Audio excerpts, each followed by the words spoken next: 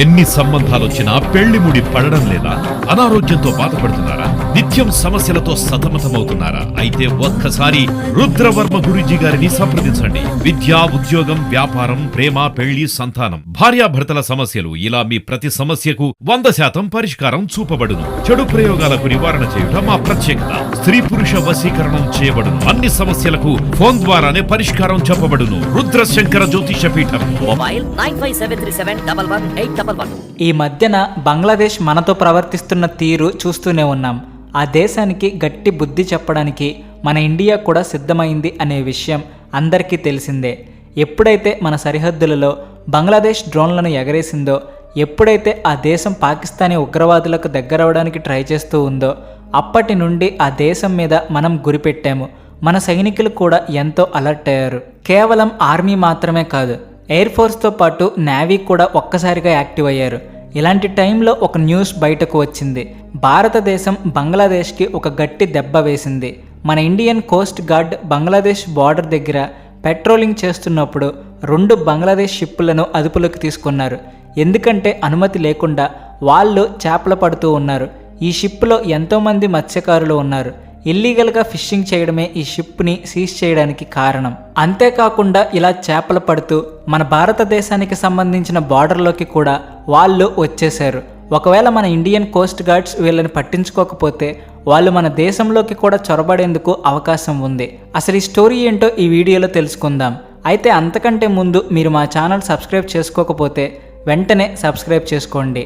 ఇటువంటి మరిన్ని వీడియోలు మేము చేసేందుకు ప్రోత్సాహం కలిగేలా మా వీడియోకి లైక్ కొట్టండి. ఇండియన్ కోస్ట్ గార్డ్స్ బంగ్లాదేశ్కి చెందిన 2 షిప్పులను సినిమా ఫక్కి తీరులో సీజ్ చేశారు.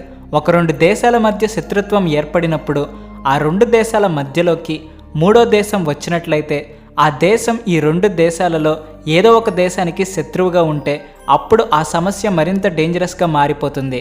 ఎందుకంటే శత్రువు యొక్క బలం రెట్టింపు అవుతుంది. ఇద్దరు శత్రు దేశాల మధ్య గడపడం ఏ దేశానికైనా సరే ఇబ్బందికరంగానే ఉంటుంది. మరి అలాంటప్పుడు కాస్తైనా అప్రమత్తత లోపిస్తే అప్పుడు దేశ భద్రతకే ప్రమాదం ఏర్పడుతుంది. చిన్న పామునైనా పెద్ద కర్రతో చంపాలి అంటారు. మనకు శత్రు దేశం చిన్నదే అనిపించవచ్చు, కానీ ఆ చిన్న దేశానికి పెద్ద దేశం అండ లభిస్తే ఆ దేశాన్ని మట్టి కరిపించాల్సిందే. సమయం చూసుకుని మన మీద దాడి చేయడానికి ఆ చిన్న దేశం ప్రయత్నిస్తుంది. అందుకు సరైన సమయంలో యాక్టివ్ అవ్వకపోతే ఎంత బలమైన దేశమైనా సరే చితికిపోతుంది. ఈ దేశాలు ఏంటో ఈ స్టోరీ ఎవరి గురించి చెప్పుకుంటూ ఉన్నామో మీకు ప్రత్యేకించి చెప్పక్కర్లేదు. ఆ చిన్న దేశం మరేదో కాదు, బంగ్లాదేశ్. దానికి ఇప్పుడు పాకిస్తాన్ అండదండలు కూడా దొరుకుతూ ఉన్నాయి. పాకిస్తాన్ సపోర్ట్ ఇవ్వడంతో రెచ్చిపోయి మన మీద కాలు దువ్వుతూ ఉంది. ఇలాంటి టైంలో మనం ఈ దేశాన్ని ఇగ్నోర్ చేస్తే మన భవిష్యత్తే గందరగోళం అవుతుంది. అందుకనే మన భారత ప్రభుత్వం సరైన సమయానికి యాక్టివ్ అయింది. బంగ్లాదేశ్ పాకిస్తానీ భాయి భాయి అంటూ చేతులు కలుపుకుంటున్నా సరే వాళ్ళ పప్పులు మన దగ్గర ఉడకవు.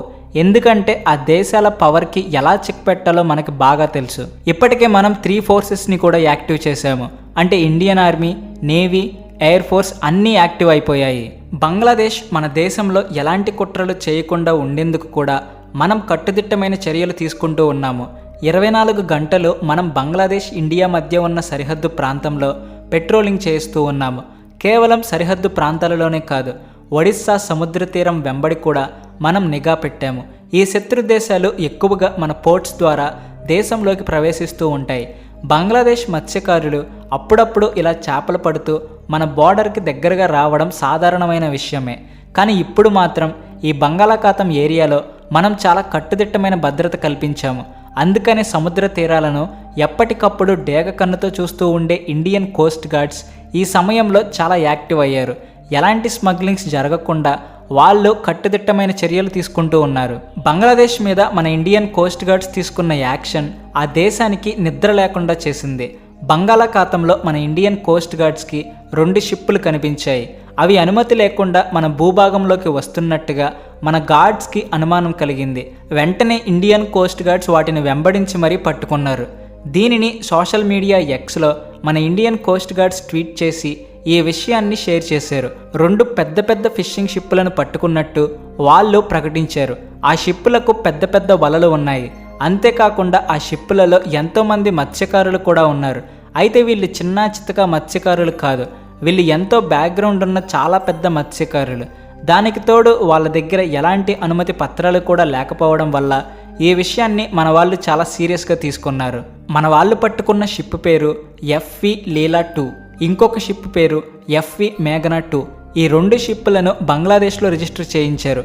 కేవలం ఈ షిప్పును నడిపించే డ్రైవర్స్ 37 మంది ఉన్నారు. మిగిలిన 41 మంది ఈ షిప్లో క్రూ మెంబర్స్. వీళ్ళందరూ చేపలు పడుతూ ఉంటారు. అయితే వీళ్ళ దగ్గర మన ఇండియన్ బోర్డర్లోకి ప్రవేశించేందుకు అనుమతి లేకపోవడం వల్ల ముందస్తు చర్యగా మన వాళ్ళు వీళ్ళని అదుపులోకి తీసుకుని ఇంట్రాగేషన్ చేస్తూ ఉన్నారు. ఒడిస్సా బోర్డర్ దగ్గర వీళ్లను నిలిపివేశారు. అక్కడ నుండి వీళ్ళను పారాదీప్కి తీసుకువెళ్లారు. ఎందుకంటే అక్కడ ఐఎన్ఎస్ పారాదీప్ అనే పేరు గల ఒక నేవీ బేస్ ఉంది. ఇక్కడే సరైన ఇన్వెస్టిగేషన్ చేసేందుకు వీలుంటుంది. నిజానికి వీళ్ళందరూ మత్స్యకారులు కాదా లేదా అనేది కూడా అనుమానమే. కాబట్టి వీళ్లను పూర్తిగా ఇంట్రాగేషన్ చేసిన తర్వాత మాత్రమే వీళ్ళ అసలు నిజమేంటో తెలుస్తుంది. వీళ్ళు కేవలం చేపలు పట్టడానికి మాత్రమే వచ్చారా లేదా ఏదైనా టెర్రరిస్ట్ కార్యకలాపాలు చేయడానికి మన ఇండియాలోకి చొరబాటు చేయడానికి ప్రయత్నిస్తూ ఉన్నారా అనేది కూడా తెలుస్తూ ఉంది. ఒకవేళ వీళ్ళు టెర్రరిస్టులు కాకపోయినా సరే వీళ్లను అదుపులోకి తీసుకుని కొన్ని రోజులు విచారించడం వల్ల మిగిలిన వాళ్లకు కూడా హెచ్చరికగా ఉంటుంది. భారతదేశంలోకి ప్రవేశించడం అంత తేలికైన విషయం కాదు అని తీవ్రవాదులకు కూడా తెలుస్తుంది. మీకు తెలుసో తెలియదో కానీ మన భారతదేశంలోకి రావడానికి తీవ్రవాదులు ఇటువంటి మార్గాలనే ఎంచుకుంటూ ఉంటారు. సాధారణ అమాయక జనాల రూపంలోనే వాళ్ళు ఇండియాలోకి వచ్చి ఎన్నో దారుణాలు చేయడం మనకి గతంలో కూడా అనుభవమే. మన ఇండియా తీసుకున్న యాక్షన్ మనం బంగ్లాదేశ్ని ఎంత సీరియస్గా తీసుకుంటూ ఉన్నాము అనేది కూడా అందరికీ తెలిసేలా చేసింది. అయితే మనం ఇక్కడితో ఆగిపోవడానికి లేదు. ఈ విషయం మీద మనం మరింత సీరియస్గా దృష్టి పెట్టాలి. ఎన్నో మోడర్న్ ఆయుధాలను కూడా మనం బార్డర్ దగ్గర ఇన్స్టాల్ చేయాల్సిన అవసరం ఉంది. ఎందుకంటే ఇప్పటికే బంగ్లాదేశ్లోకి పాకిస్తాన్ వాళ్ళు వస్తూ పోతూ ఉన్నారు. దానికి తోడు ఈ పాకిస్తాన్ వాళ్లకు ఎలాంటి సెక్యూరిటీ క్లియరెన్స్ అవసరం లేదు అని కూడా బంగ్లాదేశ్ అనుమతి ఇచ్చింది. అంటే ఎలాంటి సెక్యూరిటీ చెకప్ లేకుండానే పాకిస్తాన్ వాళ్లను బంగ్లాదేశ్ తమ భూభాగంలోకి ఆహ్వానిస్తూ ఉంది. ఇది ఒక రకంగా మన ఇండియాలోకి టెర్రరిస్టులను పంపించేందుకు చేస్తున్న కుట్రగా కూడా మనం భావించవచ్చు. కేవలం షిప్పులు మాత్రమే కాదు, ఎయిర్ షిప్పులలో కూడా పాకిస్తాన్ వాళ్ళు బంగ్లాదేశ్కి రాకపోకలు సాగిస్తూ ఉన్నారు. ఈ మధ్యనే ఒక న్యూస్ బయటకు వచ్చింది. 5 సంవత్సరాల తర్వాత బంగ్లాదేశ్కి పాకిస్తాన్కి మధ్య కొన్ని ఫ్లైట్లను తిరిగి యాక్టివేట్ చేస్తున్నారు. ఒకప్పుడు బంగ్లాదేశ్లో షేక్ హసీనా ప్రభుత్వం ఉన్న సమయంలో మనకు ఆ దేశం ఒక మంచి ఫ్రెండ్గా ఉండేది. ఆ సమయంలో పాకిస్తాన్కి వెళ్ళే 5 ఫ్లైట్లను బంగ్లాదేశ్ బ్యాన్ చేసింది. కానీ ఇప్పుడు పరిస్థితి మారిన తర్వాత పాకిస్తాన్కి వెళ్ళే ఫ్లైట్లను బంగ్లాదేశ్ తిరిగి యాక్టివేట్ చేసింది. అంటే ఈ 2 దేశాల మధ్య ఇప్పుడు ఇంపోర్ట్స్ ఎక్స్పోర్ట్స్ కూడా యాక్టివ్ అవుతాయి. అలా వాళ్ళు ఆయుధాలను కూడా సప్లై చేశారు అనడంలో సందేహం లేదు. ఒకప్పుడు పాకిస్తాన్ నుండి బంగ్లాదేశ్కి వెళ్ళాలి అనుకునే వాళ్ళు ముందుగా దుబాయ్కి వెళ్ళి అక్కడ నుండి బంగ్లాదేశ్కి వెళ్లాల్సి వచ్చేది. దానివల్ల టెర్రరిస్టులు బంగ్లాదేశ్కి వెళ్ళే అవకాశం ఉండేది కాదు. కానీ ఇప్పుడు డైరెక్ట్గా పాకిస్తాన్ నుండి బంగ్లాదేశ్కి ఫ్లైట్ సర్వీస్ యాక్టివ్ అయింది కాబట్టి పాకిస్తాన్ టెర్రరిస్టులు బంగ్లాదేశ్లోకి అడుగు పెడతారు. ఈ విషయం మీద మీ అభిప్రాయం ఏంటో కామెంట్ సెక్షన్లో తెలియచేయండి. అలాగే ఈ వీడియో నచ్చితే వెంటనే లైక్ చేసి షేర్ చేయండి. మీ ఫ్రెండ్స్ అండ్ ఫ్యామిలీ మెంబర్స్కి కూడా మా ఛానల్ని రికమెండ్ చేయండి. Please like and share and also thanks for watching.